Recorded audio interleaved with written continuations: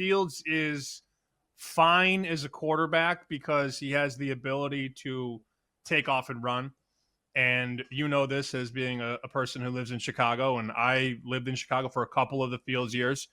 He's very good at making plays when the pocket breaks down, and he can get outside the pocket and turn up field. But he's a horrible passer. Let's just be fair. And I can give you, there's only one number up on Fields for passing yards, and it's at Blue Book, 2,600. Now, when we say that number, it sounds low, and it is low for an NFL starting quarterback in 17 games to throw for 2,600 yards. It's even lower when you look at the number on rookie quarterback Cam Ward at 3,200. So Justin Fields, who's been in the league a handful of seasons, has a number that's 600 yards lower than Cam Ward's number. And if you thought that number was low, Cam Ward's touchdown number, passing touchdowns, the over-under is 18.5, give or take. Justin Fields' passing touchdown number over-under 14.5. So this continues to be a guy that the books do not respect as a passer. Right. And so if Fields had gone out and it's Tyrod Taylor coming in, like, I don't think that necessarily changes the outcome or the outlook for the Jets this season. Thankfully, they avoided any injury. We don't even have to have that conversation. But to your point of Justin Fields' props being so low and the league not respecting him as a very strong passing quarterback, then what do you do with Garrett Wilson, his season-long props? Because he's the wide receiver one. I mean, he is the guy, just got paid 4.5 touchdowns is where that number is sitting this year. 950.5 total receiving yards this year. I mean, that feels low for Garrett Wilson, who had over 1,000 last year receiving yards and 7 touchdowns. But again, you have a little bit different of a quarterback here in Justin Fields. Got to get him the ball. And I think every Jets fan, and we have one of them on the show today, Mike Brown, I think every Jets fan's worst nightmare with Garrett Wilson is that we get to week 8 and he has 1 touchdown and says, I want out. You know, like, I don't want to be here anymore. That would be Jets. That's how it goes. You know, you have this young stud who you spent an early first-round pick on, and the plan there was to pair him with Aaron Rodgers, and they were going to take over the league, and then snap. Week 1, you know, Monday night, Achilles, and then you try and bring him back the next year, and it doesn't work. So this is a transition year. I mean, Justin Fields is not a long-term answer at quarterback, and the hope there is that Aaron Glenn can sort of rebuild the culture. That's what this is. But I find it interesting. You know, we've started this countdown to kickoff with the teams at the bottom of the board to win the Super Bowl, and we've done the Saints and the Titans and the Browns. The Jets could be as bad. But then you look at the Jets to be the worst team in the league, and let's just have the conversation. I'm not saying it's going to happen, but you can find them at almost 10-1 to be the worst team in football. And that is not out of the realm of possibility if everything goes way south. And I think any Jets fan would say, of course it's possible. But we see the talent on the roster, the talent at receiver, the talent on defense. But if you get bad quarterback play and the rookie coach is a rookie coach in every way, like can't lead the room, doesn't know how to use timeouts, doesn't win the middle 8, all that stuff, this is going to be a very, very bad football team.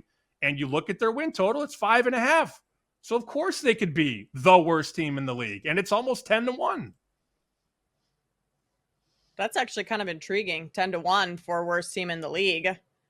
I just wonder, I mean, the skill position players, like they have, well, it's top heavy, right? Like Breece Hall, he's been solid, almost 1,000 yards last year or 2 years ago, 876 last year. But Aaron Glenn said that they're going to use multiple backs, kind of like he did in Detroit with the two-headed monster of Sonic and Knuckles.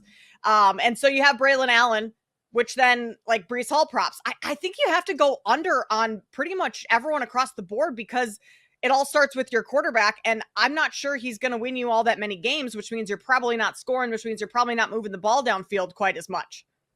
Yeah, their offense was awful last year. And that was an offense that had, 19.9 points per game. Well, the team did. but most of that, of course, Yeah. is on And would offense. you rate Aaron Rodgers a better quarterback than Justin Fields, even at this point in his career? Yeah, big time. In terms of spreading the sugar and getting the ball out to guys in space, I mean, that there's a very realistic chance that Justin Fields just can't hit open targets, and then you don't respect the passing game. Say what you want about Rodgers, the accuracy has always been there. I mean, that's what, in my opinion, that's what makes him a Hall of Famer, the accuracy and the ability to put the ball wherever he wants it. Now, last year, it wasn't as great as it's been, but he's just a different guy at 41 off the Achilles. But you look at some of the seasons for Rodgers, he's completing like 65, 66, 67, 68. There's a year where he completed 70.7% of his passes. That's never going to be Justin Fields. It just isn't. And if teams don't respect the pass, then you put 7, 8 guys in the box and dare the Jets to beat you with the run. So this feels like the old analogy, like the 1st to 17 type team. A lot of Jets games this year, whoever gets to 17 first is probably going to win that game. And sometimes it might not even be that high. Like there could be some 16-10 finals, some 14-13 finals with the Jets this year. Their hope is, protect the football, play good defense, because that's how they're built, and that's their coach. Their coach is a defensive guy. So ideally their secondary will be better, and maybe they're more responsible inside the red zone, but this is not going to be a team that wins a lot of shootouts this year. They're just not built that way. No, and they had 6 losses last year with a fourth quarter lead. Like you'd think that that number would improve. That would get a little bit better, but I'm not sure you can count on that with this team right now. The defense should be better than last year. They had a lot of injuries that kind of derailed them midway through the season, so you would anticipate that. With Quinnen Williams, Sauce Gardner, who just got paid, you got a pretty capable linebacking core, but that could be the brightest spot for this team is this defense, despite having someone like Garrett Wilson. And like, we can't forget Justin Fields and Garrett Wilson played in college together. So like maybe there's some chemistry, some continuity that really shows up early in the season. But I think if they win games this year, it's likely going to be more so because of their defense than it is their offense. I agree. And you look at Wilson's stats since he's been into the league, this is year number 4, rather. He's played 3. The yards have always been there. And what's crazy is that he's played in 51 games. So he's played 17 games a year, 3 straight years.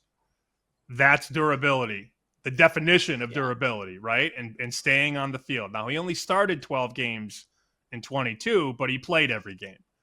So that's been the reason that his numbers have been good on the yard side. So 1,100, 1042, and then 1,100 again in year number 3. So if you were to just study the box scores and his, football card, you'd say, oh, well, he'll go over again. His quarterback play was much better in terms of the passing game. So when you see that number that you threw out there in that like mid 900 range, understand that the books are kind of baiting you a little bit with that. Oh, well, he's done this in every single season. Yeah. That's what they want you to think. The only caveat I have to that, I mean, and I agree with everything you just said, is that without Davante Adams on the roster this year, like Adams was one of Rodgers' favorite targets because of their history together. And so when Davante Adams came over to the Jets, he got a lot of those targets, and Wilson still put up over 1,000 yards. Now Wilson is the clear-cut wide receiver 1 without like a ton of help behind him. You have Josh Reynolds, you have Allen Lazard, Malachi Corley. Like, he dropped 2 passes. Malachi Corley, the news coming out of Jets training camp was that he dropped 2 passes in day 1 in training camp. So like the wide receiving core is not that great that you think everything is going to probably go to Wilson.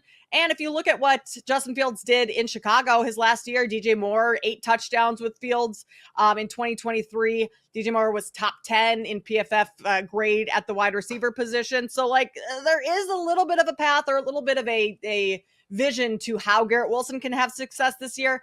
I'm just not sure I totally buy it, especially with a rookie head coach.